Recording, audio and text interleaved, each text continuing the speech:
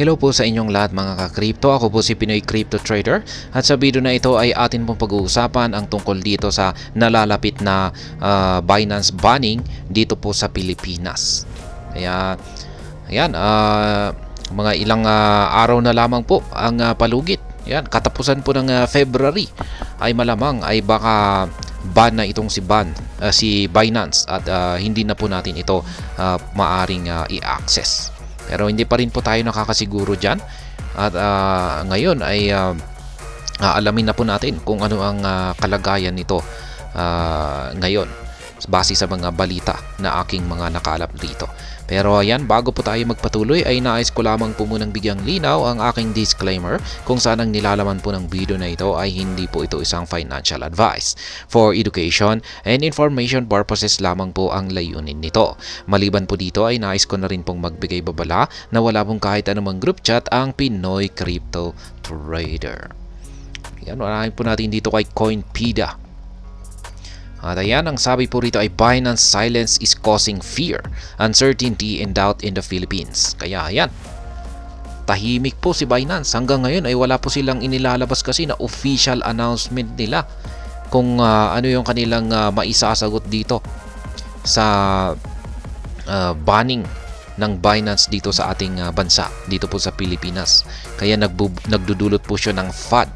Ayan, fear, uncertainty and doubt. Takot. Ayan, yung fear ay takot, uncertainty ay walang kasiguruhan, at saka doubt.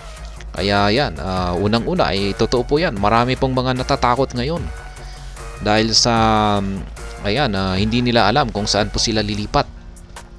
Yung karamihan naman ay ayaw pong lumipat sa mga local exchanges kasi hindi po maganda yung kanilang platform, ang taas pa ng fees, laging may maintenance at kung minsan ay hino-hostage pa raw yung mga funds ng kanilang mga users.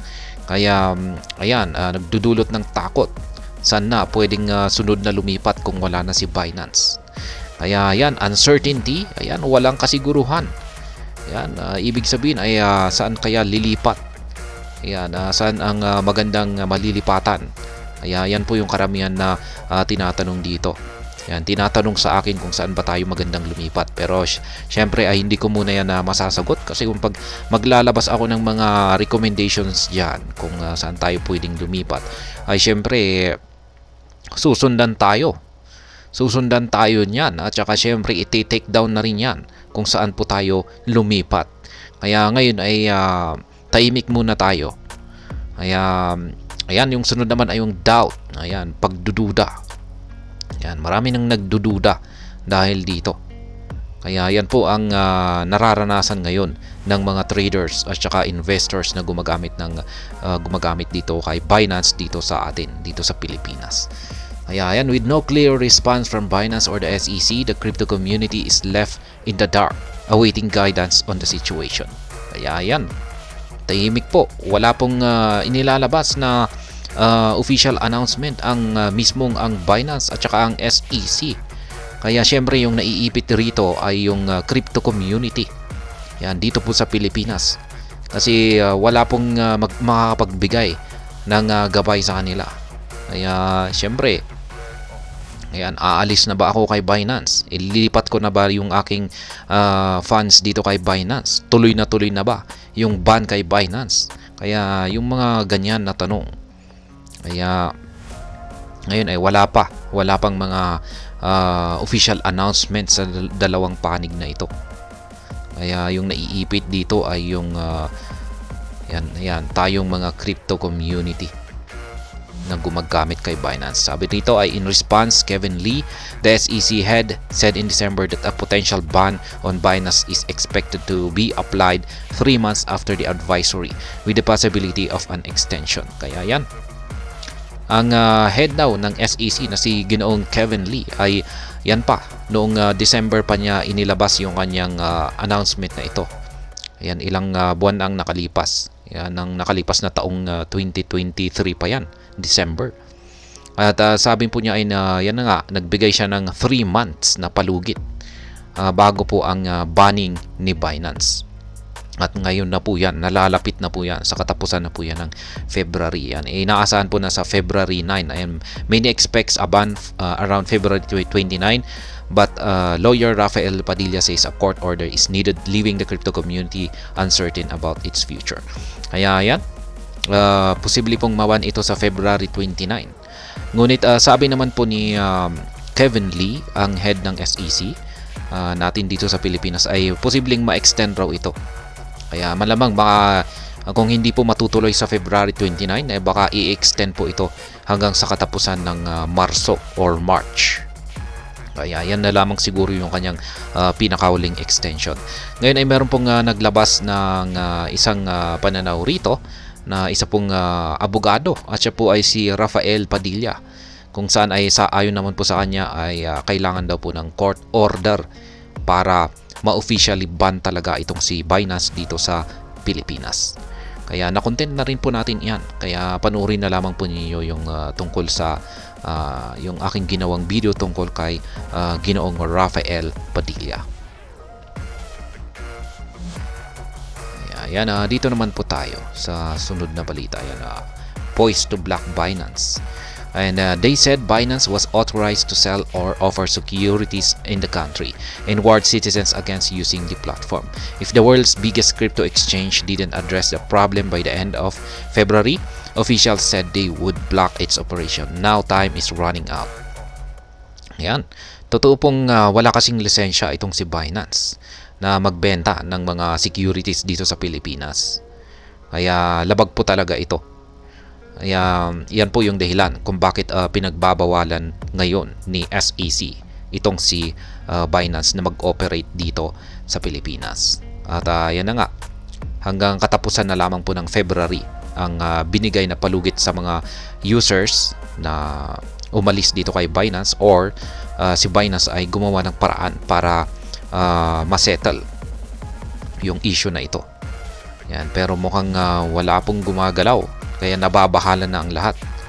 Yan, mukhang parang si Binance ay parang dididmahin yung kanyang mga users dito sa Pilipinas. Kaya mukhang sasang-ayon na lamang po siya na yan, maban ang users dito sa Pilipinas. Kasi parang wala na rin po siyang binibigay na official announcement. Kaya yan po yung sana naman ay hindi. Kasi kawawa po talaga, marami po talagang mga Pilipinong gumagamit kay Binance. At ayan, no response. Binance has not publicly addressed the issue in the crypto community in the Philippines, which is expected to comprise 14 million users by 2028. Remains uncertain whether the SEC will follow through with its vows or grant Binance an extension. I've tried to reach out to the SEC but didn't really get a response, said Luis Binaventura, an assistant vice president of GCash and the co-founder of crypto exchange platform BloomX in the Philippines. Ayan, sinubukan daw po ni Ginoong Luis Binaventura na kontakin ang SEC, pero hindi raw po siya nakakuha ng response sa kanila. At ganoon din po itong si Binance, wala na rin siyang public announcement tungkol sa issue na ito para sa mga users dito sa Pilipinas. Kaya wala po tayong hindi po natin alam kung ano nga ba yung plano ng dalawang panig. Malay natin baka nagkasundo na sila, tapos sila po ay may binabalak or may plano, pero ayan, hindi natin alam. Kaya kaya nagdudulot po ito ng sinabi po ko kanina, nagdudulot ito ng FUD or fear, uncertainty, in doubt, kasi wala po talaga tayong mapagkukunan ng source of information, kaya hindi po natin alam ang ating mga kailangang dapat na gawin. At ayan, meron pa akong nakita rito na isa pang nag-share ng information dito kay Reddit, pero hindi po natin alam kung reliable ba ang source of ang kanyang source na ito, kung may katotohanan ito o wala. Sapagkat sabi po niya rito ay sinubukan daw po niyang kinontak ng direkta ang team support ni Binance. Ngunit hindi raw po niya pwedeng i-post dito yung screenshot ng kanilang conversation, sapagkat bawal po yata. Kaya sabi raw ng agent ng or support team ng Binance, For checking, the announcement does not have an impact on Binance. Your funds are safe, no worries. Kaya yan na po ang sagot ng support team ni Binance. Yung announcement ay yan, chinek daw niya yung kanyang announcement ay wala daw pong impact ito sa mga funds ng mga Filipino users na gumagamit kay Binance. Kaya wala daw pong dapat na ikabahala. At sabi niya rito ay, we acknowledge and respect the statement made by the Securities and Exchange Commission of the Philippines. At Binance, we are committed to aligning the applicable local regulations. We are actively working on addressing the SEC's concern with the utmost priority. Kaya yan, sabi niya, utmost priority. Ang sabi dito ay tinututukan daw po nila yung concern ng SEC rito, yung issue na ito. Ayan, yung with utmost priority. Ibig sabihin ay top priority po nila ito. Ayan. Kaya malamang ay meron na talaga silang pinag-uusapan kasi base na rin sa isang nakalipas na balita ay nag-uusap na raw yung magkabilang panig ang Philippine SEC at saka itong si Binance. Ngunit yung inaabangan natin ay kung ano yung kanilang ilalabas na balita at hanggang ngayon ay wala pa. Ayan. Pero yan po yung base sa huling balita na nakalap ko. Nag-uusap po yung dalawang panig. Pero hindi pa rin pa sila, pero ang problema ay hindi pa rin sila naglalabas kung ano yung kanilang napag-usapan. At sabi rito, additionally, if ever the ban will happen, the agent said they will give announcement regarding the ban and all funds will be able to withdraw or transfer. Kaya, ayan, ayon dagdag po ng Binance support team na kinontak niya rito ay kung sakaling mababan na talaga ang mga Pilipinas or mababan na ang Binance dito sa Pilipinas ay magbibigay naman daw po sila ng announcement sa lahat ng kanilang mga users na pwede na nilang i-withdraw. Yan, or pwede po nilang i-withdraw lahat ng kanilang funds dito kay Binance. Kaya yan, hindi naman po maiipit. Yan, hindi tulad ng sinasabi ng karamihan na posibleng maipit at hindi na pwedeng mailabas. Hindi naman po ganyan si Binance. Ibibigay po niya yung funds. Yan, gagawa siya ng paraan para ma-send yung mga funds ng mga Filipino users. At yan ay kung sakaling naban ang Binance. Ayan. Ngayon ay yung masasabi ko naman dito ay iba na po kasi ang CEO ni Binance. Ayan, napalitan na po. Alam naman po natin na nag-step down na si Ginoong Changpeng Zhao. At si Ginoong Changpeng Zhao pa naman ay maraming plano dito sa Pilipinas. Kung sakaling nagkaroon siya ng lisensya, ang Binance dito sa Pilipinas. Natatandaan ko pa yung sinabi niya na magpapatayo po yata siya ng paaralan dito. Ayan, yung mga IT. Tapos siya ay kukuha ng mga IT graduates, yung mga bagong fresh graduates ng IT. At pwede silang magtrabaho rito sa Binance, sa kanyang kumpanya na si Binance. Ayan, pwede silang kumuha ng training dito, makakakuha sila ng certificate, tapos pwede nilang gamitin ito para makapag-apply sa iba't ibang mga IT companies. Ganyan po yung natatandaan ko na sinabi ni Ginoong Changpeng Zhao nung nag-a-apply po sila noon dito ng kanilang lisensya. Yan, yung kanilang VASP license po yata yun. Yan po yung mga offer niya dito sa Pilipinas na sana ay pagbigyan na yung kanyang lisensya. Yan, marami pa siyang ibang mga offers dyan, pero yan lamang yung ilan sa mga natatandaan ko. Kaya maganda po yung kanyang mga plano. Pero wala talaga. Hindi talaga pinagbigyan yung kanyang hiling na makakuha ng lisensya itong si Binance. Kaya wala na. Hindi daw siya umabot sa deadline. Kaya hindi po siya nakakuha. Sayang po talaga. At ngayon ay dahil sa wala na rin, bumaba na rin sa pwesto itong si Ginoong Changpeng Zhao, pinalitan na rin ng bagong CEO, ay syempre iba na yung nagpapalakad dito at mukhang baka yung CEO ay wala talagang interest ngayon dito sa mga Filipino users.